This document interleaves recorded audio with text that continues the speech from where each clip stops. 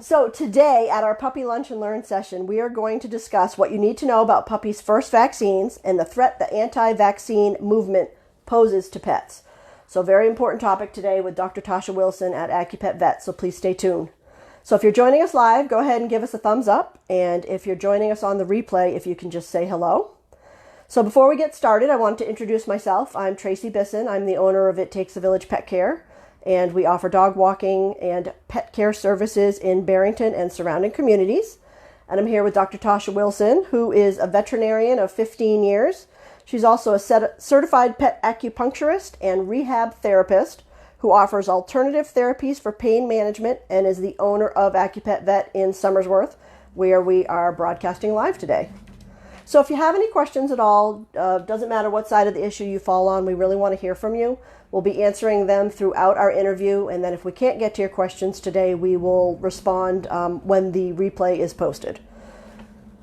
So the reason we're having this discussion today is I reached out to Dr. Wilson because I had been reading recent reports that show that the human anti-vaccination movement has some pet parents worried that vaccines could be harmful to their pets now. And this is in a lot of the most popular journals and top media outlets. So we wanted to discuss it with you today. So recently I read a story on People Magazine's website about how Healthy Paws Pet Insurance has reported a decrease in dogs that have their core vaccinations. So before we get started, I wanted Dr. Wilson to just explain what core vaccinations are. Sure. So core vaccines are the vaccines that your veterinarian will recommend based on the risk factor of your pet and what they're exposed to, their age. So that's the primary reasons there are some core vaccines. But another reason we call them core vaccines is because some diseases and some diseases that animals can get can pose a risk to us as well. So we as veterinarians will look at what's going on in your household as too and see, okay, so we want to protect your pet, but we also want to protect you as well. So that's really helpful too. So to kind of establish that basis for the core vaccinations. And one of the things that I saw was a remark that the president of the American Veterinary Medical Association said is this trend of the anti-vaccine movement in pets is very dangerous. Yes. You know, what are you hearing and what are your feelings? So the concern is owners are, obviously concerned about their pets. They love their pets, and we definitely understand that as veterinarians. And I think it's really important for us to talk to you about the risk of certain diseases and also the risk of vaccines, because a lot of people are going to veterinarians and saying they don't want the vaccines and maybe they just want tires instead. And we'll probably talk a little bit about that later. And what happens if your animals aren't getting vaccinated, we're going to have more potential issues with these diseases. I actually have colleagues and friends that went to veterinary school or in California, and they actually have more issues with distemper than we do here. They're getting a lot of animals from across the border that isn't vaccinating, and they're seeing distemper. We don't see distemper because we vaccinate our animals. Right, exactly. So is there research that you have found specifically that supports that vaccines are harmful to pets at all? They're not harmful. Now, can an animal have an adverse reaction? Yes. And unfortunately, that can happen with any vaccine, including with humans. Right. And it's very low, though. It's less than 1%. I being a veterinarian 15 years, probably a handful of animals I've seen that had vaccine reactions. Can sometimes they be serious? Yeah, they can be. I'm not gonna say that can't happen, but the majority of the time, it's not. And if there is something serious, it happens before you even leave the clinic. So we as veterinarians can get right on top of it and get your animal out of that crisis. Oh, that's interesting. Okay. Well, that leads me to another question that we were going to talk about. So you're in the clinic, and if the adverse reaction is going to happen, it happens there. And I know one of the questions I always ask my veterinarian is, depending on the age of my dog, is it okay for them to have all their vaccines at once? I know they spread them around to different parts of my pet, but, can you talk about that at all? Absolutely. So that's one thing I do talk to owners about. I still, even though I do acupuncture, I still work in traditional clinics once in a while too. And I think it's important when you do have a younger animal, a smaller animal, or if you're concerned as an owner about vaccines, just go ahead and split up the vaccines. There are some recommendations that if your pet's less than 20 pounds, to go ahead and split it up. So give the core vaccines first, the most important vaccines first. Wait 2 weeks, get the boosters done. And then when you're all set with those vaccines, come back and get the other ones and do one at a time. So that's probably why they split it up for puppies, because they're just so young and they want to have the boosters and the different shots over a period of time. Yes, sometimes they split it because of that. If it's a larger dog and the veterinarian recommends splitting up, it might have to do something with the vaccine itself that needs to be given only after a certain age. Okay. And yeah, just to support what you said too, in regards to studies, in regards to less than 1% of vaccinations have side effects. I found something in the Journal of the American Veterinary Medical Association that showed studies are saying that less than 1% of vaccines result in adverse reactions. Yeah. So to support that. It is very low, and like I said, the majority of the time it happens before you leave the clinic. I always tell owners to monitor for about 24 hours after, watch for signs of vomiting, lethargy. I mean, some animals do get a little bit tired after vaccines, right, and that's not necessarily something that's going to cause a problem. It's almost like with us. When we get a vaccine, we sometimes still feel a little bit off that day, right, and that's just because our body's responding to the vaccine. It's actually a good thing because we know the vaccine's working. But if they start vomiting, acting really sick, not eating more than 24 hours, call your veterinarian. Okay. Now, I saw reports, as I was investigating the reasons why pet parents are deciding not to vaccinate their pets. One of the reasons I saw is that some people claiming vets are immunizing pets as part of a money-making scheme. Yeah. Have you heard? I have heard that. Okay. I will tell you, I will tell you from my heart as a veterinarian, and because I know a lot of veterinarians and going to school, we went into this field because we love our animals. We love our pets, and we do fall in love with your pet too, if you haven't noticed. And so the last thing we want to do is do something that's going to cause harm to your pet. You can even ask your veterinarian what they do for their pets, because we do the same thing that we recommend for you guys. Oh, that makes sense. The vaccines really aren't, as they add up, yes, they can get expensive. Veterinary visits, as they add up, can get expensive. But on the whole, those vaccines aren't very expensive. And so we're not doing it because we're trying to make money. We're doing it because we care about your pet and we care about you and everything going on in your household.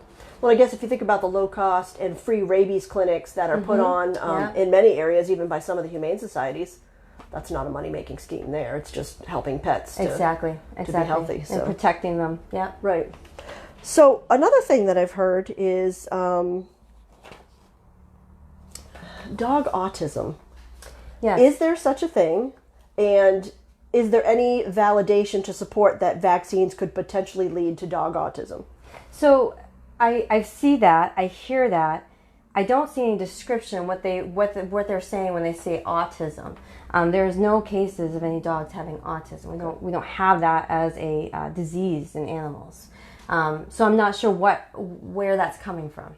Yeah, that's what my research showed too. It was completely unsubstantiated. I couldn't find any supporting information for that. I mean, granted, the whole pet anti-vaccination movement is still relatively new, so there's not a lot of research to support based on what I've looked up.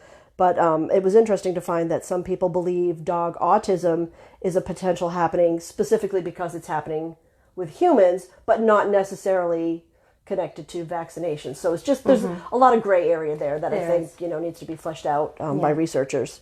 And there are, when researchers make these vaccines, they do keep an eye on the side effects and potential issues with them.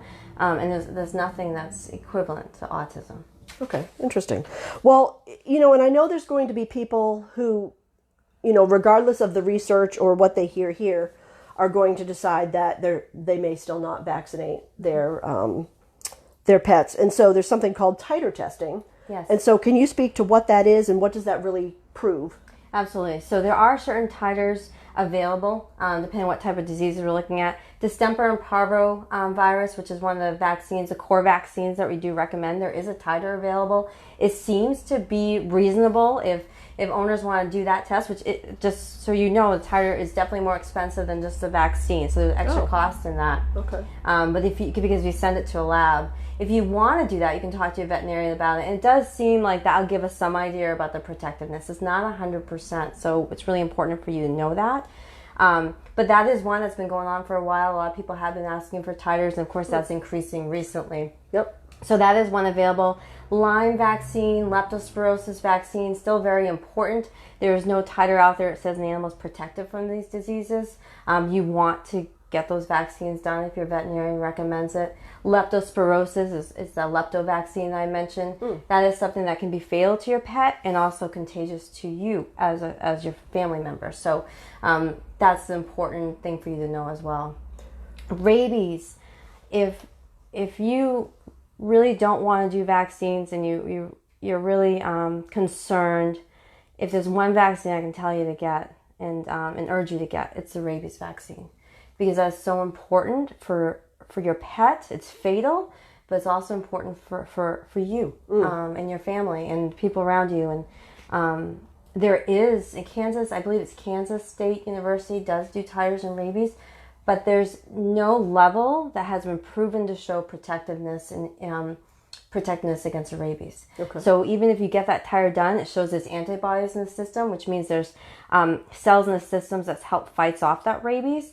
We don't know how much is needed to stop you from getting rabies or stop your pet from getting rabies. So it's not something that's recommended. Even if you got a rabies titer and show that it was high, you're still legally need to get that rabies vaccine, because it is no proof that it's going to help save your dog from getting rabies. Well, it's a good thing you bring that up, because is it a state law or a city law or a federal law that rabies vaccines have to be administered? Every state has different recommendations for that. I believe all states require rabies vaccine, usually required after a certain age. It depends on your state. And unfortunately, if an animal does bite somebody and they're not up to date on rabies vaccines, there are certain things that can happen that can be problematic. So it depends on each state. But sometimes it means quarantine of your pet. Sometimes, unfortunately, it means put your animal to sleep if we don't know their rabies status. Yeah. So really important to get those rabies vaccines. Well, and I know you and I were talking before the show too, just looking at the ramifications as a whole that can potentially happen if pets stop getting the rabies vaccine. You know, and we were referring back to, you know, Old Yeller, the movie, and, you know, we brought up Cujo and things like that. And I mean, those are real cases. And, you know, you were talking about there's no way to know for sure if a pet has rabies if it's alive, correct? Mm-hmm, that is correct.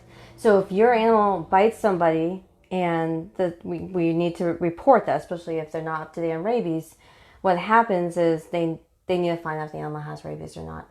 And the only way really to test for it is unfortunately taking a sample of the brain, which they have to be put to sleep for.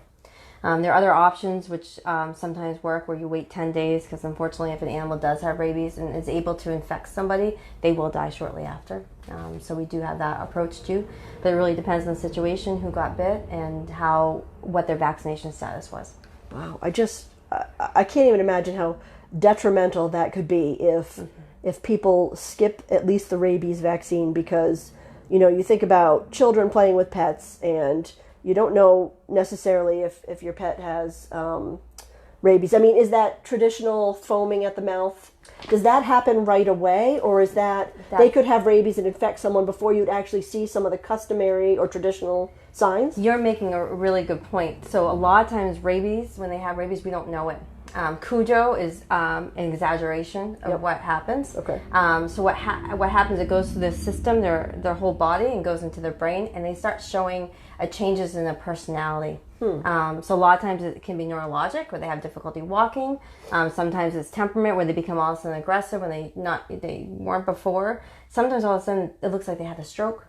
But unfortunately, anything that's related to the nerves is what the rabies attacks. Then if there's any symptoms or anything like that, it could very well be rabies. Jeez.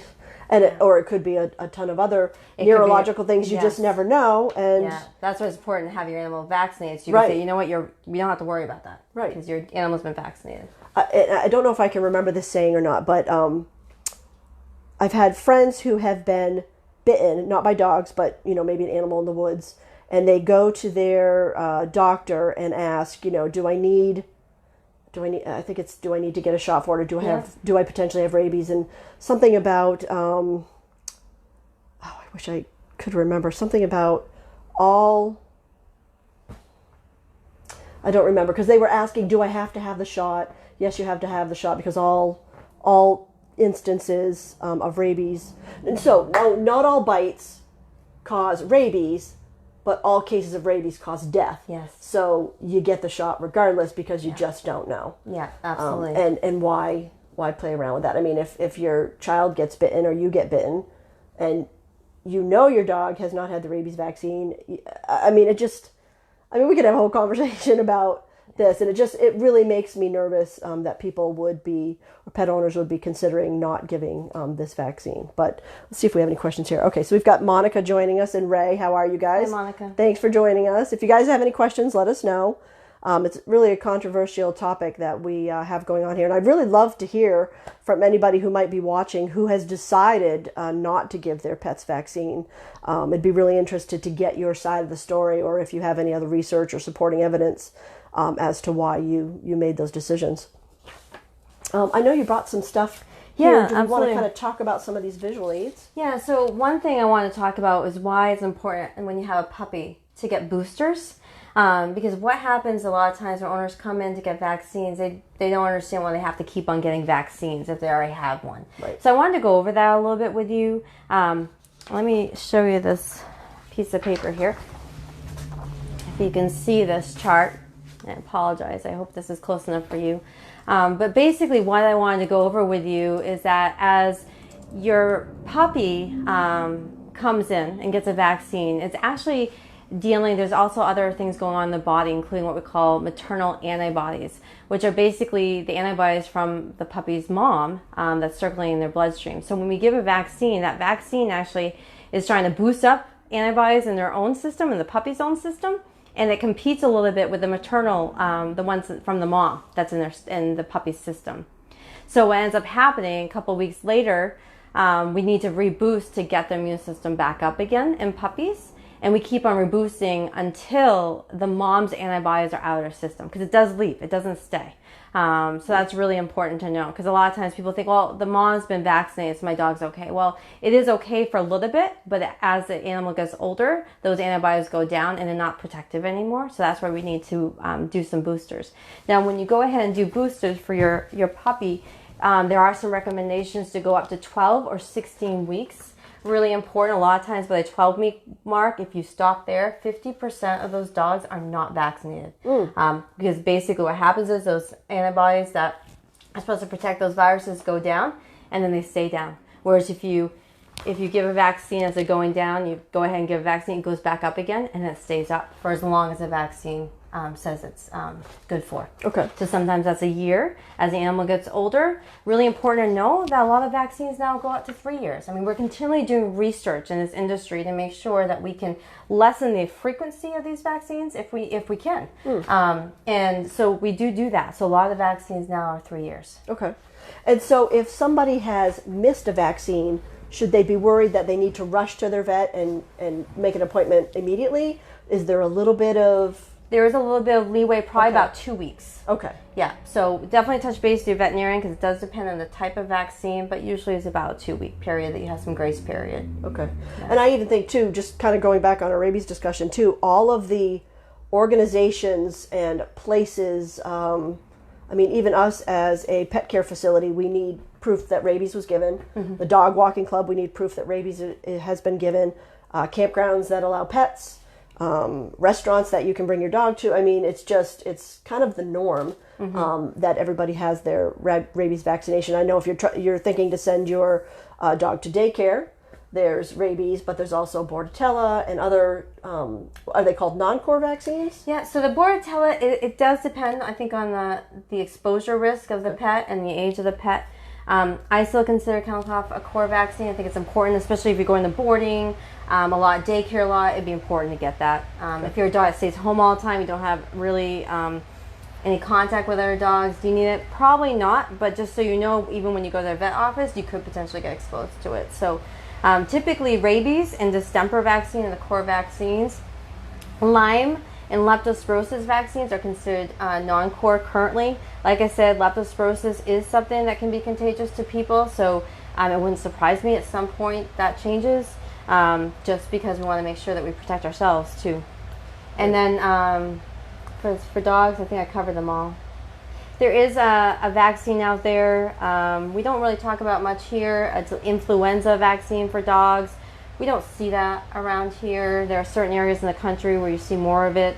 That sometimes is recommended as well. Okay. Well, it looks like we have a question here from Monica. She says, do you have any stats for rabies in New Hampshire? For rabies, that is a great, I don't. Do you know where you could go to find the information? I would go to CDC. That's what I would look up at CDC and see how often we see rabies. My thought is we probably, thankfully, don't see it as often as other countries do. I think the more we keep our animals protected, I think we decrease the risk of that. Wildlife, definitely, I would say Fish and Game might have more specific information about that wildlife, but we do see cases. Fisher cats, I've been in a clinic before where we actually had a fisher cat, deceased fisher cat come in, had contact with a person, so we ended up testing it and it was positive for rabies. So we do see it in our wildlife around here.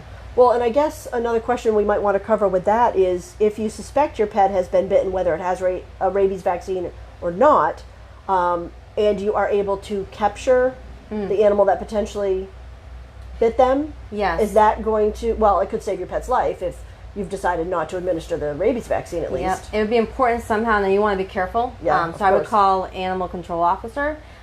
If your city does not have an animal control officer, you want to call, I think it's Fish and Game, they'll come out and try to catch the animal for you. Okay, good advice. And see your veterinarian right afterwards too, because a lot of times we do booster, at least get a rabies vaccine in them right at that moment, just as a hope that will help if there's something there. Oh, so potentially if they hadn't been given the rabies vaccine, is that what you're saying?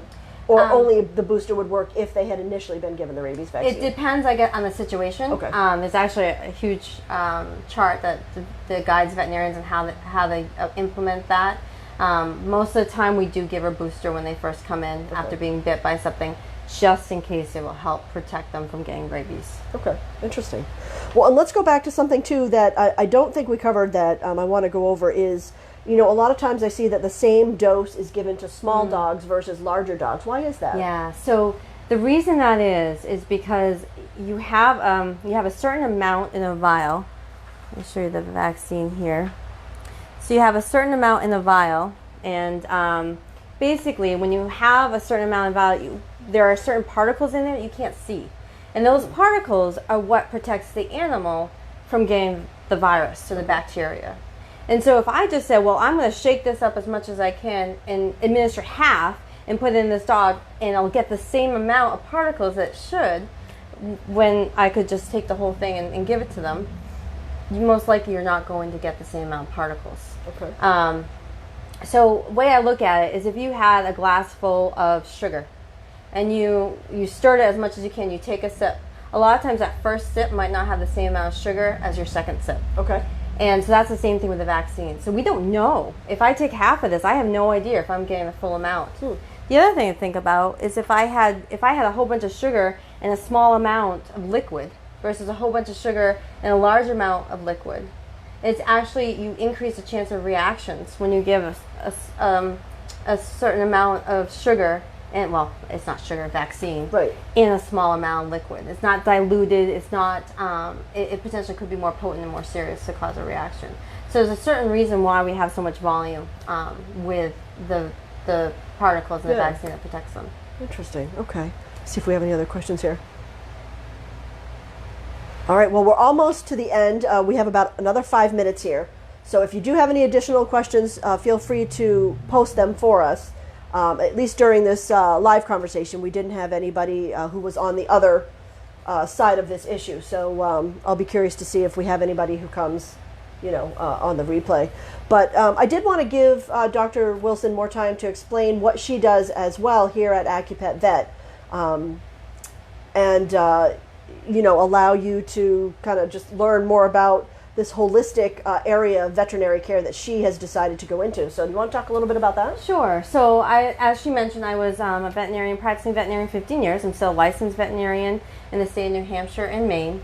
And about a couple years ago, I decided to offer some other alternatives for pain management in animals. So I got certified in acupuncture. And then more recently, I got certified in rehab therapy, which is like physical therapy for humans, except for pets. And basically what I do now, I focus on pain management. And owners come in and bring their pets in here, and we do acupuncture on them. It's almost like a little spa day because I do massages and stretches. I have cold laser therapy too, which helps out with pain control. Electrical stimulation, which also helps out with pain control and helps out with muscle strengthening too. It's great for animals that maybe are potentially need to go to like orthopedic surgeon to get surgery. or after surgery to help strengthen their muscles again, get them back to the way they were before surgery. And it's great for older animals that are arthritic. If you catch it early, it's great because we can help decrease that inflammation in their muscles before it becomes, really significant. And it's just a great option for your pets. And if you only kind of know what we're talking about, because this is all a complete new area to you, check out acupetvet.net. Check out our Facebook page because there's lots of videos that show exactly what she's talking about. And that was huge to me because I didn't really understand all that was involved with what Dr. Wilson does when I first met her. But we've had the chance to get to know each other over the last half a year, and she's been an expert in our dog walking club. So it's been very eye-opening to me, the different alternatives that are available, because sometimes you go to the vet and you might be very frustrated on, what they're talking to you about, or the directions they're saying that you could potentially go with your pet's care. And, they're versed in one version of veterinary medicine where Dr. Wilson has branched out and has found other ways, natural remedies for caring for pets, which is great to know for you as a pet owner because there's so many more alternatives. You just need to be aware that they exist. Yeah, and I was going to say too, is if you're not sure what your pain level is in your pet because it's not showing any symptoms yet, feel free, it's just a consult. I just feel muscles, I check the flexibility in muscles, and I can assess you how your pet's doing. And I think it's very important to know that you do house calls. Yes, I do house calls in Maine, New Hampshire. Okay, so where in Maine and New Hampshire? So roughly about 45 minutes to an hour out of Somersworth. Oh, okay. That's a pretty good distance. Yeah. So Tuesdays, Thursdays, and Saturdays I do house calls and clinics, and then Mondays and Fridays are clinic only. Excellent. Okay. See if we have any last questions here. Oh, hi Kelly. Thanks for joining us. Well, that wraps up our discussion. It's been a full 30 minutes.